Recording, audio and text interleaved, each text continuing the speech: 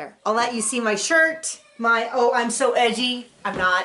It is Canada's Drag Race, Season 1, Episode 5, The Snatch Game, which frankly I'm almost coming to dread because it's so painful to watch people bomb on stage. I feel terrible for them. If you've been on stage and you try to do comedy and you've bombed, I don't know if there's any feeling worse. I mean, there's definitely feelings worse, but it's just so visceral. This judging is, I still don't 100% agree with the judging, but it makes more sense to me than last week. But I'm going to get into it. Most of what I have an issue with are like little flips here and there. I'm going to though start off by saying that I'm liking Brooklyn as a host and a judge. I wasn't sure. I was like, she was on one Drag Race and she was awesome. But being on Drag Race and doing well doesn't mean that you're able to give an objective view. There's a lot of people who have no objectivity, are great at what they do, but have no sense of anything else. And so far, Brooklyn, I think maybe is a little bit of fear of overstepping, but I think it's working well. There was two things that I really liked. One was last week when Brooklyn said, I would have preferred it with a panty. They say, I have a panty, and she goes, well, I was wrong. Right off the bat, love it. There's a certain, I don't know if you can hear, my mother-in-law's watching a toddler, and she's tickling him, or they're playing, I don't know, but it's so loud, it's so distracting. But if you hear anything, it's my toddler laughing. Toddlers laugh loudly. Okay, so back to Brooklyn. I love someone who can confidently say, hey, I was wrong. Hey, I thought this was wrong. You proved me wrong. There is a certain kind of confidence that I trust, that if you can't admit you're wrong, I want nothing to do with you. This is dangerous territory. So I think Brooklyn's making a good point. I also like the way that she's phrasing a lot of her criticisms. I'm not saying that she's perfect at this, but I'm saying this is a good first season judging, hosting performance, and I'm here for it. So the other thing, and I'll get into it a little later, is the way she's giving critiques. I think you would benefit from a blank. I think you could do more with a blank, as opposed to how dare you come onto this stage without a, not that any of them should be doing this. Doing that kind of thing. So Ilana comes in, right into it goes about Priyanka for feeling emotions, and she's like, I have the right to feel my emotions. Oh, that's true, but you literally just ripped into Jimbo the last episode for saying that it's cold. So Ilana is not exactly on my favorites list. I understand it's a high-stress situation. It's an opportunity for growth, especially as she's watching it back, not sending hate. I got to be clear about that because this week especially with Jeffrey Boyer-Chapman, I don't agree with his choices last week, but you don't need to be tagging him in every meme, and you don't need to be addressing hate about how terrible he is. I'm sure he knows. So I think there's a difference between criticism and going after someone. I'm on the line of criticism. Anyway, so I had a whole eye roll at this. I'm liking Brooklyn. So we go through the choices. Priyanka does Miss Cleo. Jimbo's going to do Joan Crawford. Bobo. Scarlett is going to do Liza or Fran. This is the thing is, Jeffrey Boyer-Chapman went around to them and was like, and I didn't necessarily think, he didn't like her Fran, but I didn't feel like she gave enough Fran. And so sometimes, but that is very on par for Snatch Game, where RuPaul goes around and goes, you're going to be, Mariah the robot? That's a terrible choice. And Gigi's saying, I understand your concern, but I'm not concerned. I feel like half the time it doesn't matter. I'm going to make a comment which is not about the voice. So just someone doing an impression. It's not about how good the impression is. Although I think you need to be in the ballpark of the voice. You need to be in the ballpark of kind of the actions. And you definitely need to be in the ballpark of the look. I'm going to get to that later on. But it's more about the answers. And I think that's where a lot of the queens get caught up, as they get caught up in either they know nothing, so they can't pull out anything. Another reason I liked Brooklyn is for people who've kind of forgotten, which I kind of forgot. One, she addressed that she wasn't good at Snatch Game, that her Snatch Game bombed. Fair enough. Just get that out of the way. I thought it was almost a little shady that they had the night of 1,000 Celines on Snatch Game, on the Snatch Game night, which is Brooklyn hosted, and Brooklyn did Celine Dion in Snatch Game and almost went home. So I thought I think that was exactly what that was. That was 1,000% intentional. I thought it was a little nudge, nudge, wink, wink. And I'm glad that Brooklyn went with it. I'm glad that Brooklyn made that joke right off the bat about how if you do bad enough on Snatch Game, they make you host it. Right off the bat, I'm really loving that choice. I really liked Brooklyn during the season. Wasn't as fun during the reunion and maybe the finale because I felt like maybe they kind of buying into their own hype. But has gotten really, and wasn't even, I don't even, it sounds like a much bigger criticism than it is. I just was like a little bit like, so now that we've seen success, who are you going to be? And if this is Brooklyn Heights with success, I'm here for it. I love it. I wasn't sure. I think I'm on board. We'll see how the rest of the season plays out. Rita Bag is going to do Edith Piaf. I don't know who that is. I know the name. Don't know the name. Lemon, I know Jojo Swana. I don't know why I know Jojo Swana, but I do. That was Lemon's choice. Alana's going to do Rebecca Moore. I don't know anything about porn stars. It seems like an odd choice. It seems like the ones that they do the best at tend to be gay icons. And I don't know if a heterosexual, I mean, I don't know. I don't know who this is. So I'll just say, I thought it was a little bit of an odd choice. Boa did Gypsy Rose, which my first thought was Trixie did that and got in trouble for it, so don't do it. And then Kiara did Mariah Carey. With any of the divas, I'm like, warning, warning, warning. Don't do it. Don't do Lady Gaga. Don't do Beyonce. Don't do Kesha. I'm going to say don't do Mariah Carey. I know occasionally people have pulled it off. Britney's been done really well.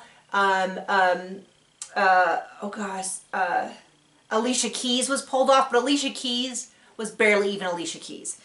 Anyway, so I'm already like, warning, warning, don't do Mariah Carey. So it's the Night of the Thousand Sleeves. Okay, so this is I have two things about,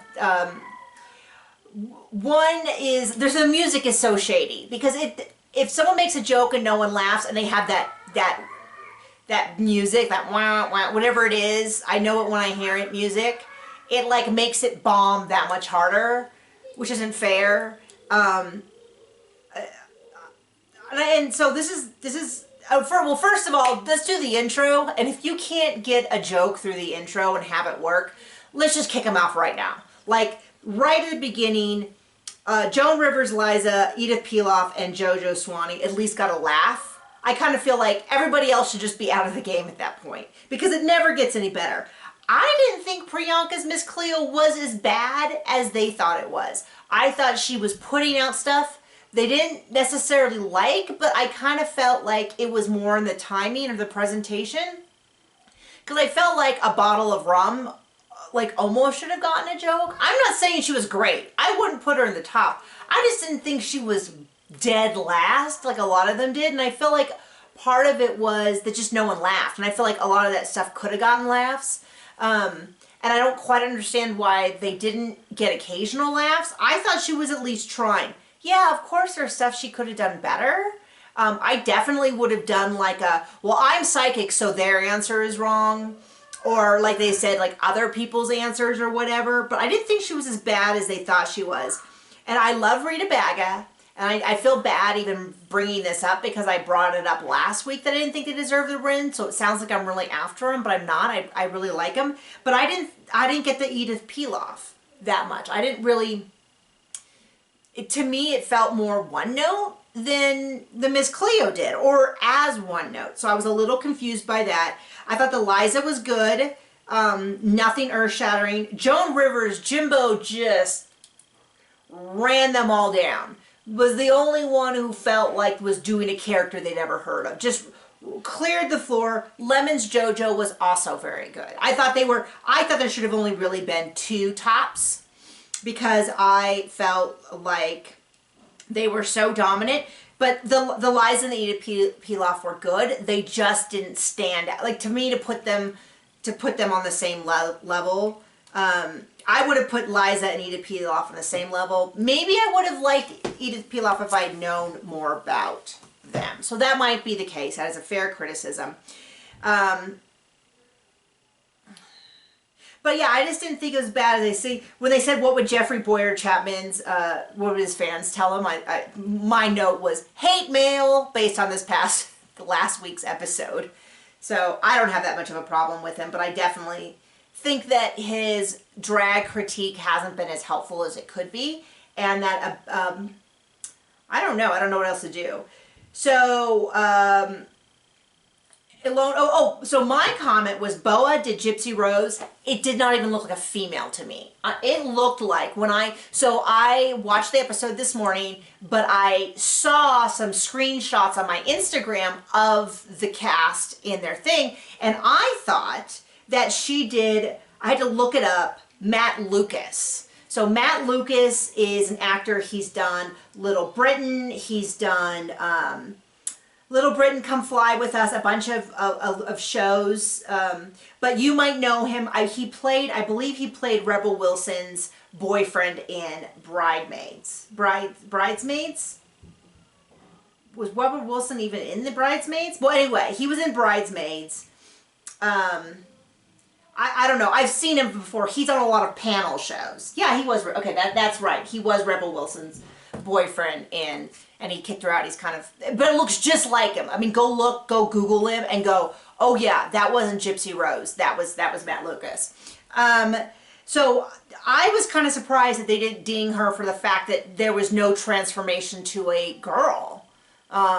It didn't look like she had, now maybe in person you could see it more. So I would have put Boa in the bottom, because I didn't think it really went anywhere. I guess for me, Priyanka in the bottom was a little confusing to me, because I just felt like at least she was putting stuff out there. It wasn't quite landing, but for me, Mariah Carey, Gypsy Rose, and even Rebecca Moore, like, all she did was say the same thing over and over again about, so for me, it was kind of cringy. So that would have been my bottom, and I would have only put Joan Rivers and JoJo in the top. That was just that is me. And that is not a slam. Bobo Scarlett and Rita Baga are solid thirds for me. I just didn't think either one of them landed. I thought Jimbo was the only one who was a competition for Lemon. I really appreciated, though, that they finally spoke to Lemon about cinching, padding, something, because in the last couple weeks I was like, well, you can't really cinch unless you're going to wear a body stocking, which maybe you should. But there was no excuse in this outfit to not pad and so I appreciate that they brought that up, but I thought very gently, like, hey, you got, we're ruining the illusion here. It's underwhelming. I thought that was very fair for Lemon. Lemon was a joy to watch, though, just to be clear, joy to watch. But yeah, you've just got to kind of finish drag. I mean, it's a performance, and it just kind of feels like if you don't pad and you don't cinch and you do nothing to kind of alter your body at all, it just doesn't feel like, and I'm wondering if maybe the thinner queens kind of feel like, oh, well, I'm thinner, so I don't have to do anything. I kind of have a girl's figure, but you don't. Anyway, okay. So anyway, so they put Alona and Scarlett in the middle. They put Priyanka and Kiera in the bottom. I'm okay with Kiera. I really am enjoying Kiera, or was, but that Mariah Carey just wasn't. I mean, it deserved to kind of be in the bottom, but I wouldn't have put it Priyanka. I would have put Boa for sure, because I felt like that Gypsy Rose, there was no transformation physically. There wasn't a great performance, so that would have been my bottom. This is what I feel like. I feel like with it, they could have been, the judges could have been can be a lot more supportive, but they were all in for all in for cheering during the Lip Sync for Your Life. I'm sorry, I don't know what's with my brain. Lip Sync for Your Life. And I was a little bit almost like, okay, calm down, guys. But then I was like, no, they should be enthusiastic. They are performing. They are putting it all out there. I didn't necessarily know that it was going crazy well with the song, but I can absolutely go for it. Please show me your best. Do not hold back. Let's go for it. So there was a part of me that at first was like, man, the judges are just going a little nuts. But then I thought, well, no, they should. They're at a performance. Give the queens that energy, so at least they can show you their best. And I kind of wish we had had that for the Snatch Game. I do think that Brooklyn tried to kind of throw them some softballs, like, hey, Cleo. At first I was like, oh, she's kind of shady. She's kind of making Miss Cleo look worse by saying, why aren't you getting more answers? But I thought, oh no, that was a softball, so she could come back with a snarky read, like, well, I got the right answers. I don't know what's wrong with them. I know what the future was supposed to be. Something. So I thought, okay, Brooklyn's kind of trying. I appreciate that. I think the judges, I think if they came with sort of a like, which is what Michelle Visage always says, you know, we're here, we want you to do your best. We want you to improve your makeup. We want you to look better in your clothing. We want you to succeed. We're giving you feedback because we want to help you. I feel like we could bring a little bit more of that attitude to the judges, specifically for Jeffrey. I think Brooklyn is doing a reasonably good job. There's only so much you can do when you're literally one season ahead. You know what I mean? Like she's only one season ahead of them. And someone on this show is going to win where she didn't. So I think that's okay. Love Jimbo as the winner. I am here for Jimbo. Jimbo is definitely, if Jimbo doesn't win, is definitely a fan's favorite, is definitely someone that people are watching. Interesting drag. I really related to 100% related to the, like, I want to make people laugh. That's how I fit in. That's how I connect. 1000% there. Cannot say enough. That's why I'm like, I still have some problems with the judging, but I don't as much have a problem with the winner, or even the top 2, or even the top 3. I'm okay with Rita Baga, Ida Piloff being the top 3. I didn't get it, but it doesn't mean, but objectively everybody else did. Everybody else thought it was great. I didn't think it was, you know, I didn't laugh, but maybe if I was in the room I would have. Who knows? So anyway, how are you feeling? Who would you have put in the bottom? Who would you have sent home? Yeah, I don't know. I don't know what else to say. Who's on your front list? Who's your favorite? These can all be different answers. Who you think's going to make the final 3 can be different than who are your favorite 3. Who do you think should win? Who is going to win? Those are different questions. I'm hoping that Jimbo, I feel like Jimbo has been snoozed on the whole season, and I'm looking forward to seeing them appreciate Jimbo the way we do. I'm excited for the other queens. There's some queens I don't get, but you know, oh well. Okay, bye.